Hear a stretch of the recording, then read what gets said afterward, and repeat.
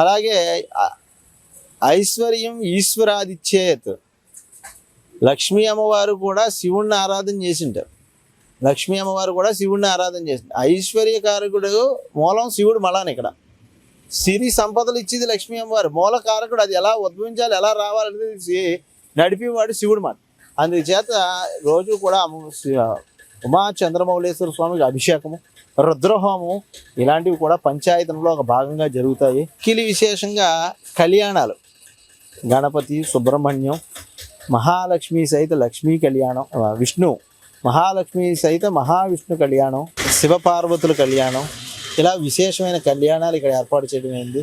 కొద్దిగా స్వల్పంగా ప్రతిరోజు కూడా ఇక్కడ భోజనాలు కూడా చేయడం. భగవంతుడు ఇవ్వాలే కానీ అన్నీ మనం చేయాలనే ఉద్దేశంతో తలబెట్టి ఈ కార్యక్రమాలు ఇలాంటివి. అందుచేత ఇటువంటి కార్యక్రమాన్ని దర్శించి ఆఖరి రోజున ఒక 10,000 మంది తక్కువ కాకుండా అన్న సమారాధన చేయాలి. 10,000 మందికి ఎంత బృహత్కార్యం చేసి దానికి తగ్గ అన్న సమారాధన చేసినట్లయితే ఈ ఫలం మన అందరికీ కూడా, అందులో ద్రవ్యం ఎవడైతే కలిపాడో వాళ్ళందరికీ కూడా 10 రూపాయలు పెట్టిన వాళ్ళకి 100 పెట్టిన వాళ్ళకి 1,00,000 రెట్లు ఫలాలు ఇక్కడ చేకూరే సందర్భం ఇది. అందుచేత ఈ సూర్యారాధన అందరూ దర్శించి మహాపూర్ణాహుతి అంటే ఈ 15 రోజుల పాటు ఏ అయితే ఆరాధన జరిగాయో వీటన్నిటికీ ఆఖరి ఆహుతిగా మహాపూర్ణాహుతి జరుగుతుంది.